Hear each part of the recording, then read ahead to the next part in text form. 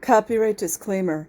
Under Title 17 U.S.C. Section 107, allowance is made for fair use for purposes such as criticism, comment, news reporting, teaching, scholarship, and research. Fair use is permitted by copyright statute that might otherwise be infringing. Nonprofit, educational, or personal use tips the balance in favor of fair use.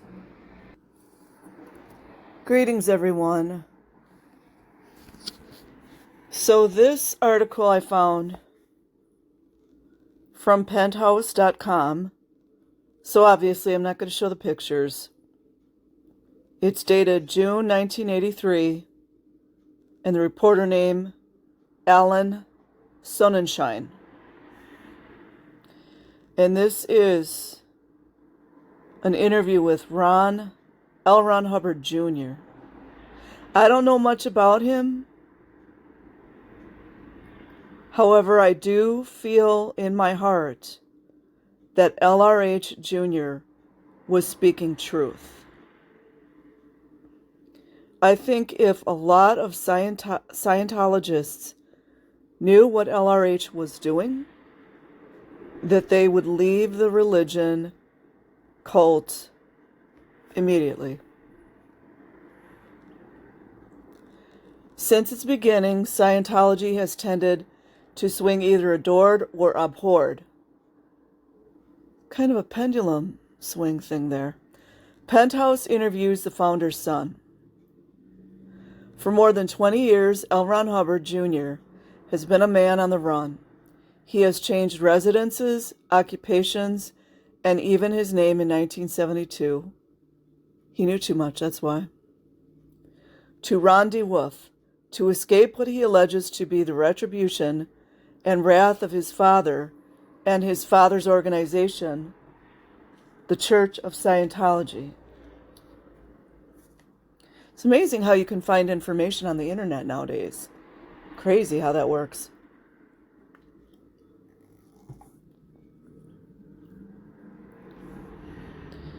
Scientology through the eyes of L. Ron Hubbard.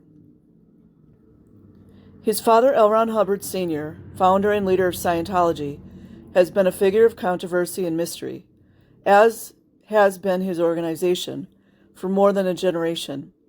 Its detractors have called it the granddaddy and the worst of all the religious cults that have sprung up over the last generation. Its advocates, and there are thousands, swear that the church is the avenue for human perfection and happiness. Millions of words have been written for and against Scientology. Just what is the truth? L. Ron Hubbard Sr.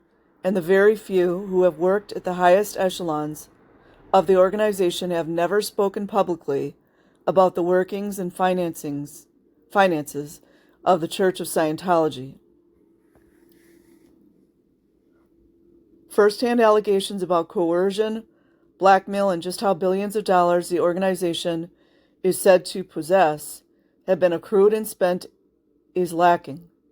That is, until very recently, in an extraordinary petition brought November 10th, 1982, in Superior Court in Riverside, California, by L. Ron Hubbard Jr., to prove that his father is dead and that his heirs should receive the tens of millions of dollars being dissipated from his estate. Some of the mystery about Scientology has begun to unravel. Some of the details are shocking. If you guys are faint of heart, this article is not for you. I should have given a warning at the beginning. I forgot. There's talk. The article covers black magic, abortion, rituals, which is a sacrifice to Moloch. So if that is too difficult for you to hear, just turn this off now. L. Ron Hubbard Jr. is a survivor. His appearance on Earth, May 7, 1934, was the result of a failed abortion rituals by his father and Ron. After only 6.5 months in the womb, and at 2.2 pounds, entered the world. His mother, Margaret Polly Grubb, was to have one more child, Catherine May, before her husband ditched her in 1946 to enter into a bigamous marriage with Sarah Northrup. A half-sister, Alexis Valerie, survived that union. Soon after that, the founder of Scientology married Mary Sue Whipp, the current Mrs. L. Ron Hubbard Sr., who at this writing is serving 4 years in federal prison for stealing government documents. She was a fall person. Sure, Rinder would know about that. There were 4 children, Diana and Quentin, who died under mysterious circumstances in 1976. Arthur, who has been missing for several years. That's an interesting story right there. Probably often. And Suzette.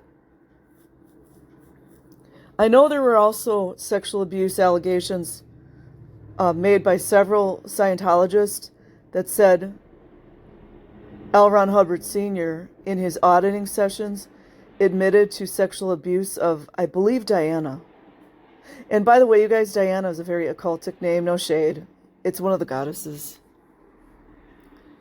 Ron Jr. says that he remembers much of his childhood. He claims to recall at 6 years a vivid scene of his father performing an ABOR. Oh, I already read that. No, oh wait, never mind. He claims to recall at 6 years a vivid scene of his father performing an ABORTION ritual on his mother with a coat hanger. He remembers that when he was 10 years old, his father, in an attempt to get his son in tune with his black magic worship, laced the young Hubbard's bubblegum with phenobarbital. Drugs were an important part of Ron Jr.'s growing up, as his father believed that they were the best way to get closer to Satan, the Antichrist of black magic. Ron Jr. also recalls a hard-drinking, drug-abusing father who would mistreat his mother and other women, but who, when under the influence, would delight in telling his son all of his exploits.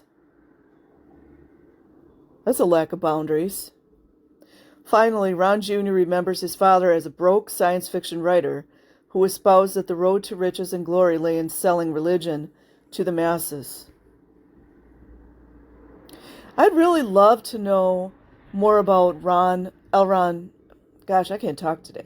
LRH's childhood. I've got the book. I can't think of the name right now. But it was just so intense, I couldn't keep up. I want to know the real truth of where L. Ron Hubbard came from. The real truth. 1950 was a watershed year for the 16-year-old Ron Jr. when his father's book Dianetics, The Modern Science of Mental Health, was published. While in the 1980s self-help books hold little novelty, Dianetics was a pioneer of that genre. Happiness in 1950 could be a reality if only one practiced the strange amalgam of science fiction and psychoanalysis offered in the Senior Hubbard's bestseller.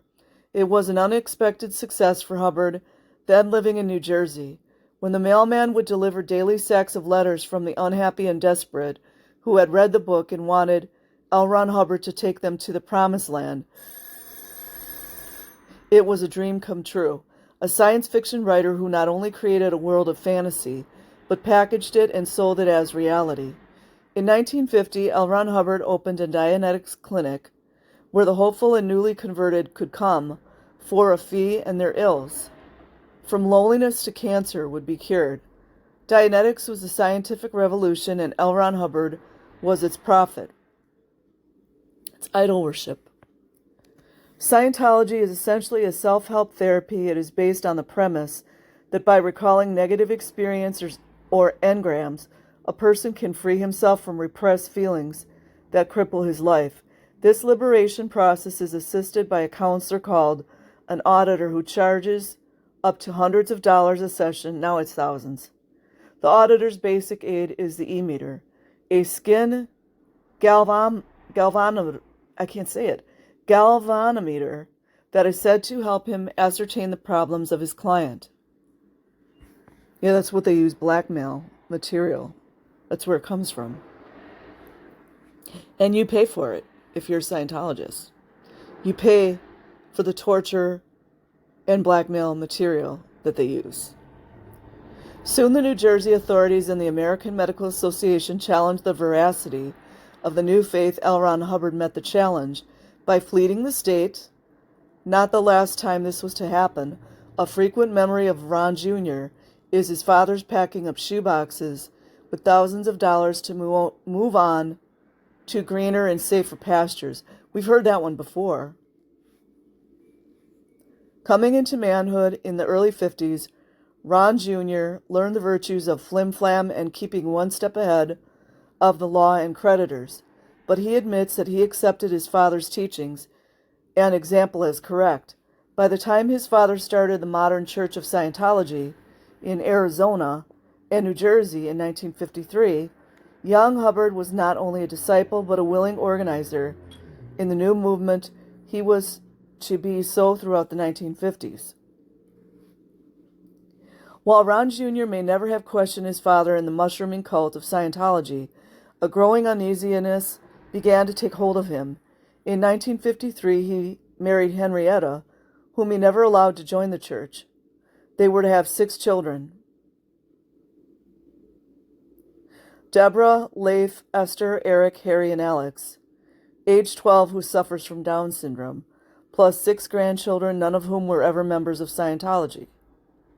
The importance of family life, especially in contrast to his own upbringing, caused Ron Jr. to question his life as a member of Scientology, albeit privately. Other factors also caused Ron Jr. to think about breaking away from the cult that was dominating his life. His father's autocratic and arbitrary control of Scientology often led to violence, and the young Hubbard began to be disturbed by his own participation. It's called the conscience. Certain questionable transactions involving drug dealing and the transfer of large sums of money abroad by his father was another troubling factor, but he says the breaking point came over his father's involvement with the Russians. Finally, in 1959, when his father was in Australia, Ron, his wife, and 2 children fled the Church of Scientology. According to Ron Jr., life was to become a nightmarish existence. No matter where the family went in the United States, it would not take long for a member of the organization to find them, because he knew too much about Scientology and its founder. Ron says attempts were made to ensure his silence. For many years, L. Ron Hubbard Jr. kept a low profile.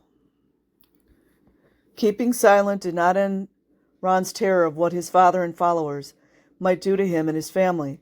In 1976, his half-brother Quentin died under mysterious circumstances that Ron is certain was M-word, M-U-R-D-E-R. Quentin, a son of Scientology's leader, was a drug abuser. I've never heard this one. Me personally, I don't know if I believe that, because I've heard stories to the contrary. Maybe there's cover-up going on here. And an embarrassment to his father. Whether all these questions were signs of paranoia finally became less important to Ron than discovering once and for all the truth about his father. In 1980, Ron became convinced that his father was DEAD and that his death was being kept a secret by the Church of Scientology. Yeah, because David Miscavige was involved with that, I think. Less knowledge of his death caused chaos in the organization. He filed his petition and an open war was declared. Should he win the suit by proving that his father is either dead or incompetent, Ron and other family members will receive the millions of dollars believed to be part of L. Ron Hubbard's estate. For some 30 years, stories, rumors, and innuendo about the Church of Scientology have been whispered and sometimes reported internationally. Obviously, the final judgment of L. Ron Hubbard and his allegations remain to be made, but because of his high-level involvement for such a long time with this controversial organization, he himself has become a newsworthy figure. To find out what this man at the center of an international firestorm is like, Penthouse sent contributing editor Alan Sonnenschein to Carson City, Nevada, where he met Hubbard in the small 3-bedroom apartment in which he lives. He manages the apartment complex. D. Wolf, Sonnenschein told us, is a stocky and ruddy complexion man with thinning red hair. Despite his almost continuous involvement with lawyers on both sides of his case, D. Wolf was very relaxed during the several hours I spent with him. He seemed convinced that his desire to tell his story after all these years was of vital importance, and he spoke with a firmness and intensity befitting a person who claims to be risking his life by speaking out. That I believe. Because of the seriousness of Mr. DeWolf's charges, and because his father has affected the lives of thousands, if not millions of people, Penthouse will be launching an independent investigation of these charges. The results will be published in a forthcoming issue.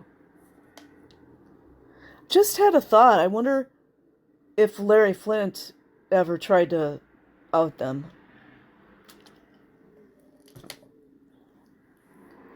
Before you filed your lawsuit and began speaking openly about Scientology, there was very little news of it in the media.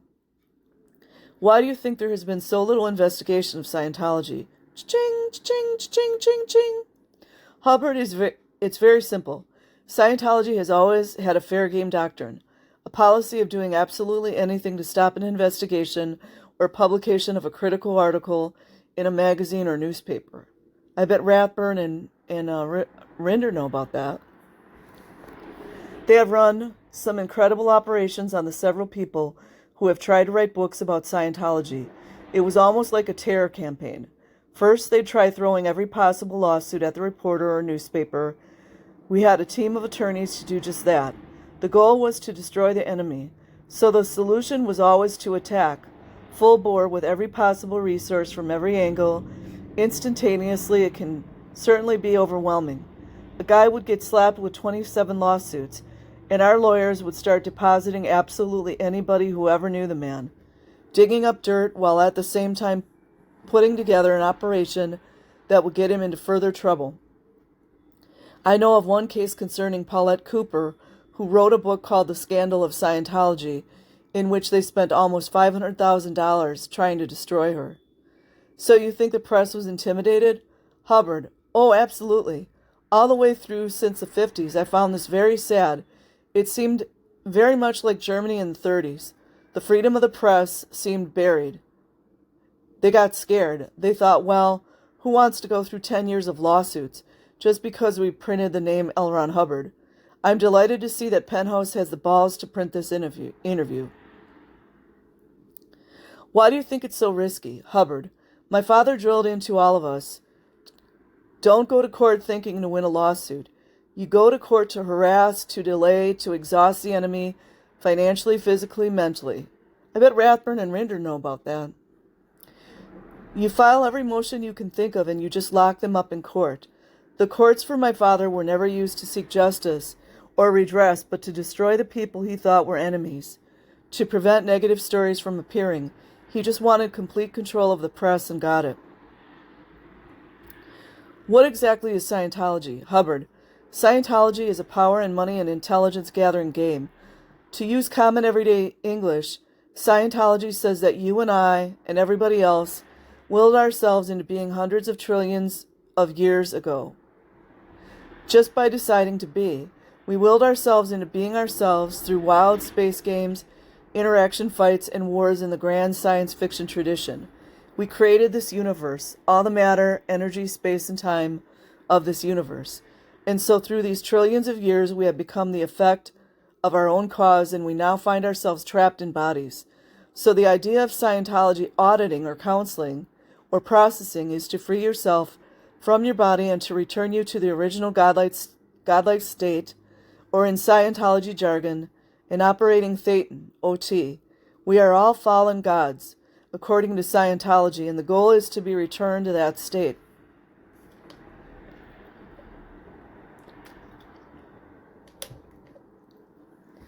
And what is the Church of Scientology? Hubbard: it's one of my father's many organizations. It was formed in 1953, basically to avoid the harassment of my father by the medical profession and the IRS. The idea of Scientology didn't really exist before that point as a religion, but my father hit upon turning it into a church after he started feeling pressured. Penthouse: didn't your father have any interest in helping people? Hubbard: no. Never? Hubbard: my father started out as a broke science fiction writer. He was always broke in the late 1940s. He told me and a lot of other people that the way to make $1 million was to start a religion. Then he wrote the book Dianetics, The Modern Science of Mental Health, while he was in Bayhead, New Jersey. When we later visited Bayhead in about 1953, we were walking around and reminiscing. He told me that he had written the book in 1 month. There was no church when he wrote the book? Hubbard: oh, no. You see, his goal was basically to write the book, take the money and run. But in 1950s, this was the first major book of do-it-yourself psychotherapy, and it became a runaway bestseller. He kept getting literally mail trucks full of mail, and so he and some other people, including J.W. Campbell, the editor of Astounding Science Fiction, started the Dianetics Research Foundation in Elizabeth, New Jersey, and the post office kept backing up and dumping mail sacks into the building. The foundation had a staff that just ran through the envelopes and threw away anything that didn't have any money in it. Boy, that'll just tell you exactly who he was. They didn't even read the letters. Did he write the book off the top of his head? Did he do any real research? Hubbard: no research at all. When he was answered that question over the years, his answer has changed according to which biography he was writing. Sometimes he used to write a new biography every week. He usually said that he had put 30 years of research into the book, but no, he did not. What he did really was take bits and pieces from other people and put them together in a blender and stir them all up, and out came Dianetics. All the examples in the book, some 200 real-life experiences, were just the result of his obsessions with abortons. That's a sacrifice, by the way, guys. And unconscious states. In fact, the vast majority of those incidents were invented off the top of his head. The rest stemmed from his own secret life, which was deeply involved in the occult and black magic. That involvement goes back to when he was 16, living in Washington, D.C. He got hold of a book by Aleister Crowley called The Book of Law. He was very interested in several things that were the creation of what some people call the Moonchild. It was basically an attempt to create an immaculate conception, except by Satan rather than by God. Another important idea was the creation of what they call embryo implants, of getting a satanic or demonic spirit to inhabit the body of a fetus. This would come about as a result of black magic rituals, which included the use of hypnosis, drugs, and other dangerous and destructive practices. One of the important things was to destroy the evidence if you failed at this immaculate conception. That's how my father became obsessed with abortons. I have a memory of this that goes back to when I was 6 years old. It is certainly a problem for my father and for Scientology that I remember this. It was around 1939, 1940, and I watched my father doing something to my mother. She was lying on the bed and he was sitting on her, facing her feet. He had a coat hanger in his hand. There was blood all over the place. I remember my father shouting at me, "Go back to bed." A little while later, a doctor came and took her off to the hospital. She didn't talk about it for quite a number of years. Neither did my father.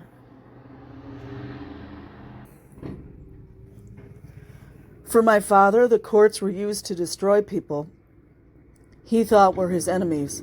I'm delighted to see that Penthouse has the balls to print this interview. He was trying to perform an aborton? Hubbard: according to him and my mother, he tried to do it with me.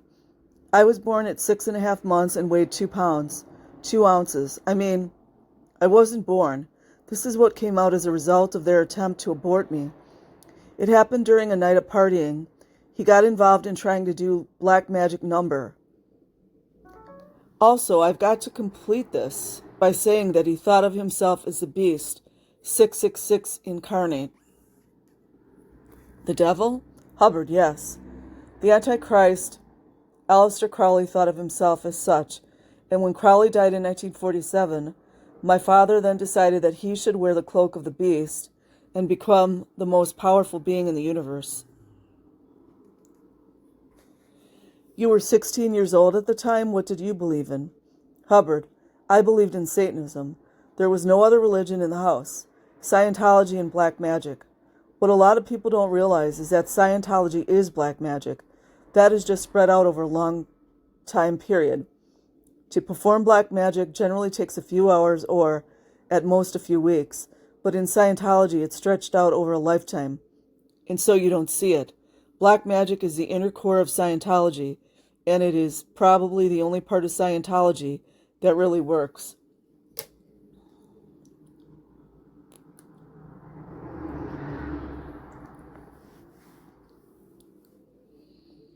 Also, you've got to realize that my father did not worship Satan. He thought he was Satan. He was one with Satan.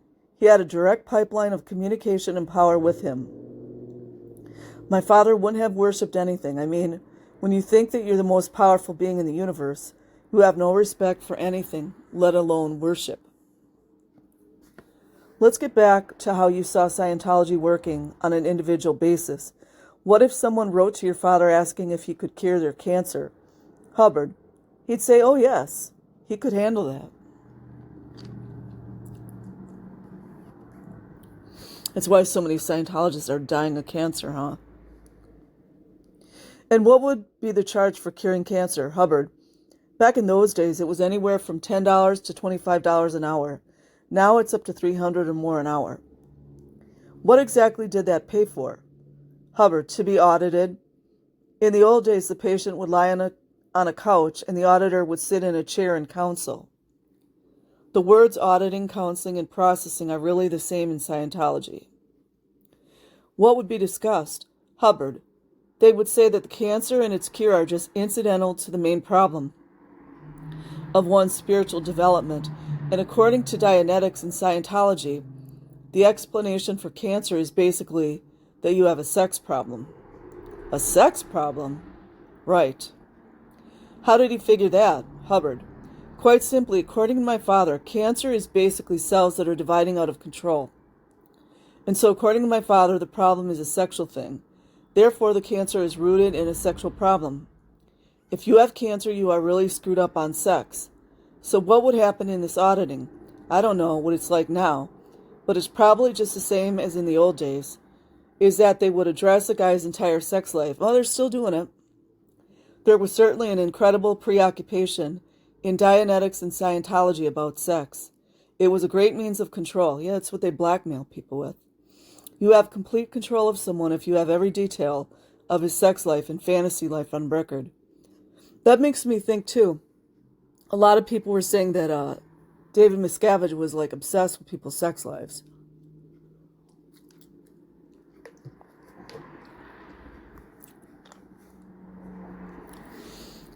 What if someone who went through the training just wanted to drop out? Hubbard. There was no way. There were thousands of people back in the 50s who would come in and receive various levels of training, such as a Hubbard Certified Auditor Certificate or a Bachelor of Scientology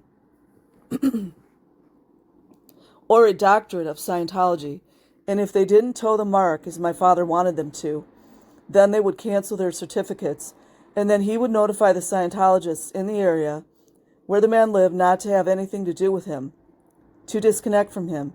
And if information was available about him, we would spread that information around to his wife, his family, his children, where he worked, everywhere. It was straight blackmail. It was stay in the fold or else. That's why they're not leaving. Then later on, they developed what they called an ethics review board. If you didn't toe the mark, you could be put on trial in front of a kangaroo court and then be sentenced to maybe scrub floors. I heard that you had to walk around with a dirty rag tied around your arm like a badge. I think that's the RPF he's talking about. You could be made to do anything. You would be locked in a chain locker or handcuffed to a bed. This is in years later. We were simpler in the 50s, more direct. I just went out and beat him up. Physical beatings? Hubbard, yeah. We'd strong-arm them. I did myself, and you had to realize that I weighed around 240 pounds in those days. When I taught Scientology, no students ever blew my courses. I would go out and physically retrieve my students. You know, the Scientologists are now trying to make me out to be the worst person since at Attila the Hun. They forgot that when I was director of training for the organization, I trained literally thousands of people. I created a lot of the Scientology processes and procedures throughout the 50s. I really helped create and run the organization. I was very deeply involved, very directly, for 7 years during its formulation and building. So I find their attempts to discredit me amusing. I used to have a thing about saying that nobody ever ran out of my courses. If you think EST is tough, you ought to have taken courses under me in the 50s. What would happen if someone went to your class, decided it was bullshit, and never came back? Hubbard, if you signed up for a course and you came to my class, I'd keep you there or go physically retrieve you if you left. You'd already gotten the money, so why did you bother? Hubbard, because I thought I was all-knowing, all-powerful, totally arrogant and egotistical for one thing. I was quite insufferable. Your father knew this was going on? Hubbard, well, sure. Nobody did a thing in Scientology without his direct knowledge or consent, or without his orders.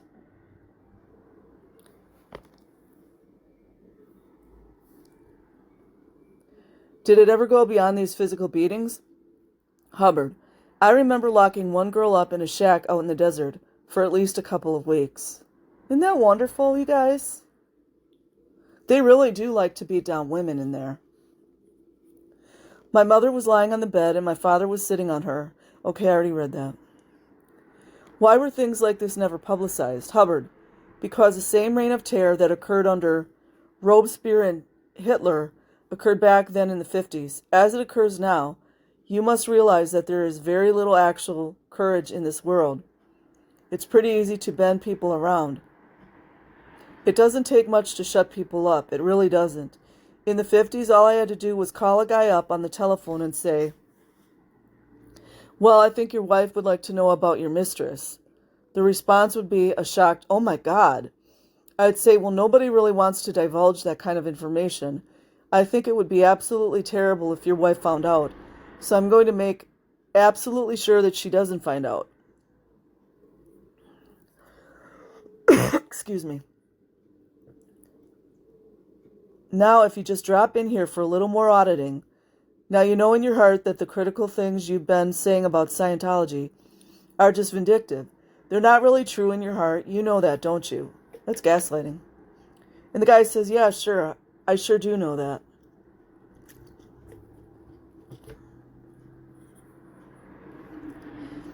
And then if Scientologists couldn't blackmail you, they'd create some dirt on you through their special operations. There were quite a few of those operations. This one, for example, happened recently. I wasn't involved in it, but Scientologists tried to get an assistant attorney general of the state of California embroiled in a fake operation where a Scientologist pretended to be a nun and pretended to get pregnant by him and filed papers against him. Wow. Then in another scheme, they tried to set up the mayor of Clearwater, Florida, for a fake hit-and-run accident. I could give you operation after operation that they set up like this.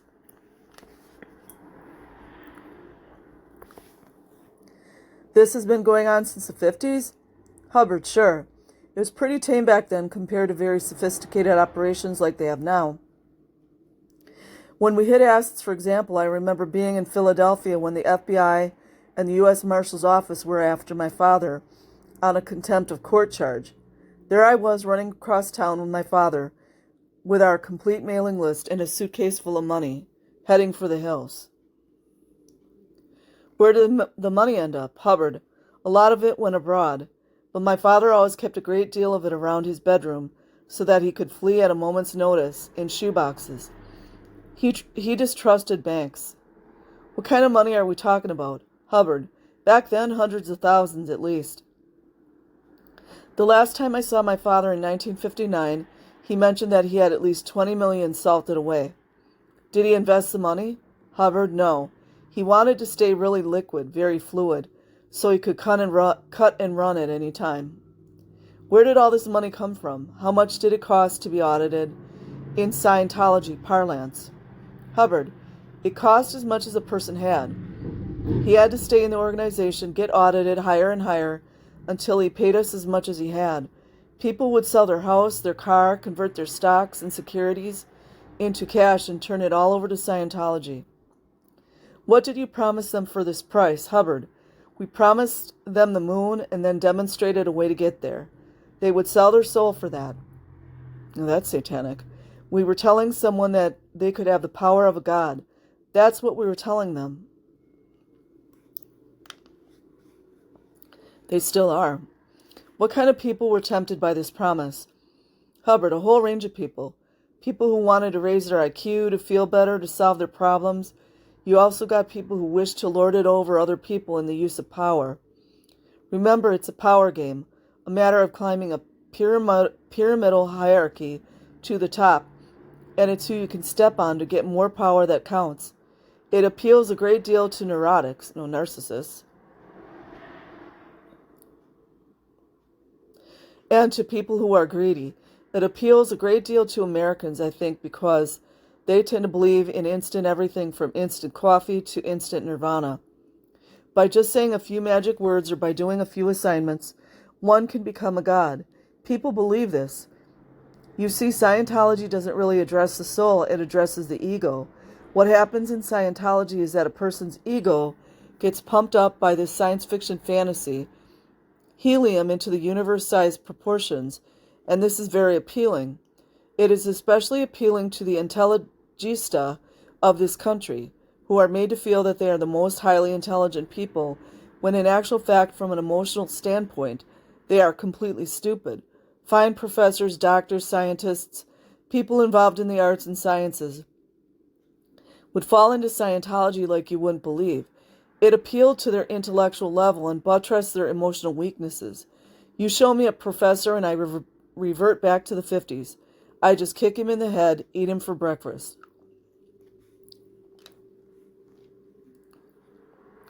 Did it attract young people as much as cults today? Hubbard, yes.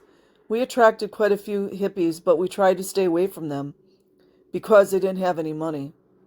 A poor man can't be a Scientologist? Hubbard, no. Oh, no. What do you think of the great popularity of cults in this country? I think they're very dangerous and destructive. I don't think that anyone should think for you, and that's exactly what cults do. All cults, including Scientology, say, I am your mind, I am your brain. I've done all the work for you, I've laid the path open for you. All you have to do is turn your mind off and walk down the path I have created. Well, I have learned that there's great strength in diversity, that a clamorous discussion or debate is very healthy and should be encouraged. That's why I like our political setup in the United States, simply because you can fight and argue and jump up and down and shout and scream and have all kinds of viewpoints, regardless of how wrong-headed or ridiculous they might be.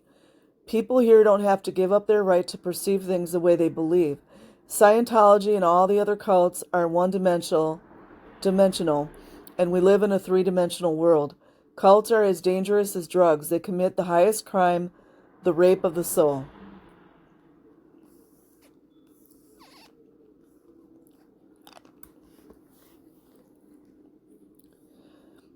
You mentioned that Scientology attracted a great many well-known or important people.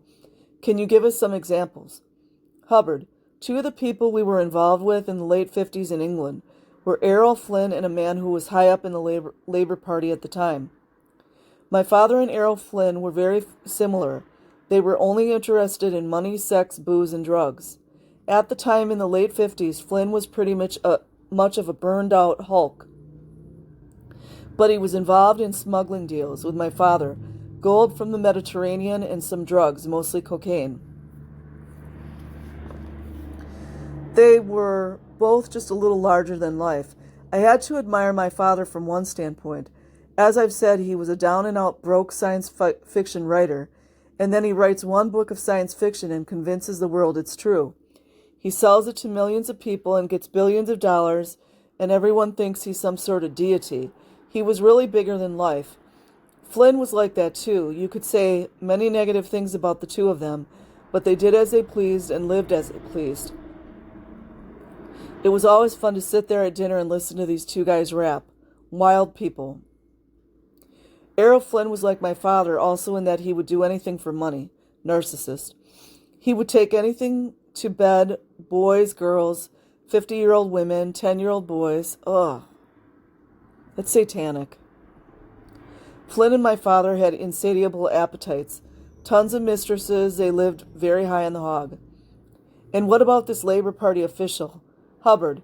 He was a double agent for the KGB and for the British intelligence agency M15. He was also a raging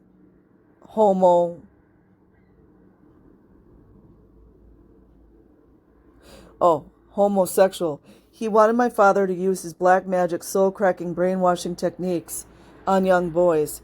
He wanted these boys as his own sexual slaves. He wanted to use my father's techniques to crack people's heads open because he was very influential in and around the British government. Plus, he was selling information to the Russians, and so was my father. Your father was selling information to the Soviets? Hubbard, yes. That's where my father got the money to buy St. Hill Manor in East Grinstead, Sussex, which is the English headquarters of Scientology today. Is a lot of this stuff making sense now? What information did your father have to sell the Soviet government?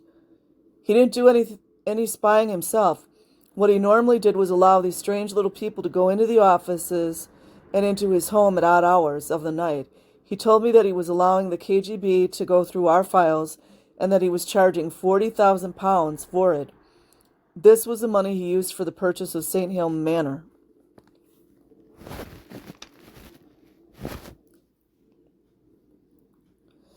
Do you know any specific information that the KGB got from your father that might have been harmful to security? Hubbard, the plans for an infrared heat-seeking missile in the early 50s, they obtained the information by extensive auditing of the guy who was one of the head engineers. There were great infiltrations clear to this day. There has always been an inordinate interest on the part of Scientology in military and government personnel. There's no way for me to prove it sitting here, but I believe that the KGB trained East German agents who came via Denmark to London to the United States who were supposedly Scientologists. Listen to that, guys.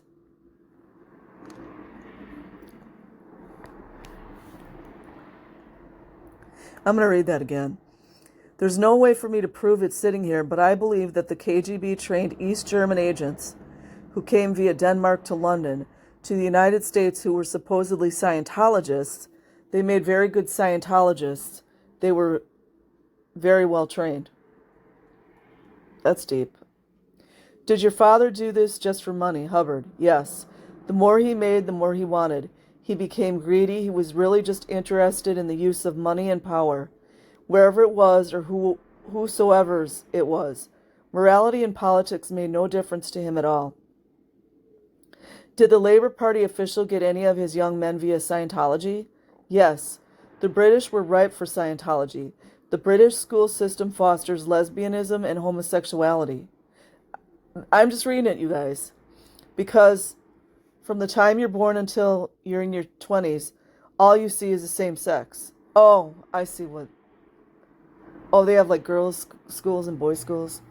The schools are so segregated, and you'll notice in Scientology the focus on sex, sex, sex. The first thing we wanted to know about someone we were auditing was his sexual deviations, including children.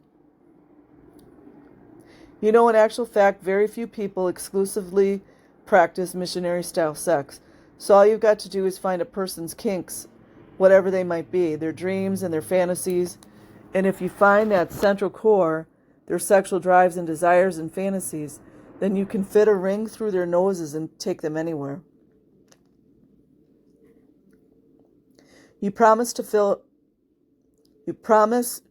their fantasies, or you threaten to expose them. Very simple. And people do have outrageous sexual fantasies. Nothing wrong with that. I'm the last guy on earth who should make a value judgment about somebody's sexual practices. But once you find their sexual core, you've got them. And you find this by brainwashing, through auditing, through interrogation, investigations, following them, photographing them, tapping their phones, whatever. You did all that? Sure. Were there any other high-level British government people in Scientology? There was a member of Winston Churchill's medical staff, We had him by the balls. Did he give you any information about Churchill? Yes, certainly. You see, these people didn't realize where their information was going. They always thought that in Scientology auditing, they had the priest confessor's confidentiality. But it was never that way. People just assumed it and still do. But everybody knew what was in everybody's files. Yeah, Rinder. You hear that, Mike Rinder?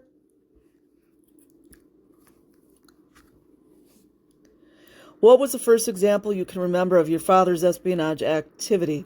Hubbard. I remember one day in 1944 when he came home from the naval base, where he was stationed in Oregon with a big gray metal box under his arm. He put it in our little attached garage and put a tarp over it. That weekend, a couple of funny little guys came over to the house. I remember it was summer and they were wearing heavy woolen overcoats, dark brown overcoats. It stuck in my mind. What are they doing wearing overcoats when it's hotter than hell? I was only about 10 at the time.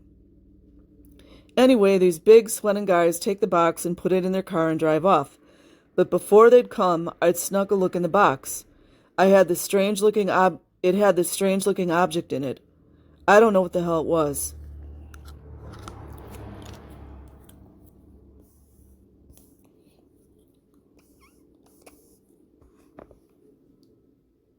Later on in the 50s, I was walking through a war surplus store, and I suddenly saw an object that was just like the one I'd seen in the box. It was the heart of the radar. During the war, when those men took it from our garage, it was super secret, super valuable, worth thousands of dollars. I remember that people were told to commit suicide if it ever got captured in order to blow it up. You guys, this is getting to be too long. I'm going to go ahead and put the link in the description box. And I hope that you guys enjoy this. It was very interesting. And have a good day or a good night wherever you are. I'll put the link in the description. Peace.